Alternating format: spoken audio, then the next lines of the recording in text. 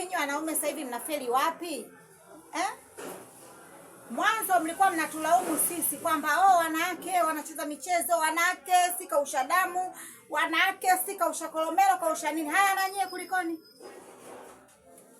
Wanaume wengi sasa hivi mnaongoza kucheza michezo. Yaani ukimpigia tu baba, tumie 5,000, tumie 10,000. Leo zamu yangu ya mchezo leo. Leo siku ya kutoa hela mchezo kulikoni? Mbona mnatufelisha? Mnakwama wapi? Mmeanza kuingia na nyinyi kwenye michezo ili mtunyime na sisi pesa tukiwaomba, ona mchezo. Kwa nini mcheze mchezo? Kwa nini wanaume ucheze mchezo? Haya mambo yetu sisi tuachieni. Mlishasema sisi wanawake tunapenda michezo. Na nyie nini mnaingia kwenye michezo? Huo ni uoga wa kutafuta hela.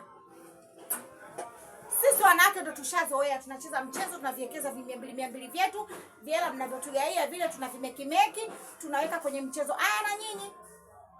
Yaani mimi nakupigia simu na shida 10,000, baba naomba na shida 10,000. Unaanza unajua leo tarehe 5, leo tarehe 10, siku ya mchezo na majina matatu. Wewe una majina matatu 30,000. Alafu mimi unanipa nini?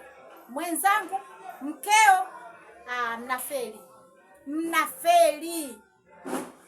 Sisi tunacheza michezo, tunategemea nyinyi tuwapige vibomu mtugaie hela. Tunakopa kausha damu, tunategemea nyinyi tuwapige vibomu mtupe hela. Na nyinyi vipi kuingia kwenye mambo yetu? Mnatuiga Siku ukiwa unaota mbomu nani, ndo unaanza kuiba. Hizo staili zetu sisi za michezo msituingilie jamani. Kwa sababu mnavotuingilia sisi tunakosa hela. Yaani sisi tunaomba nyinyi hata mnaingia kwenye michezo.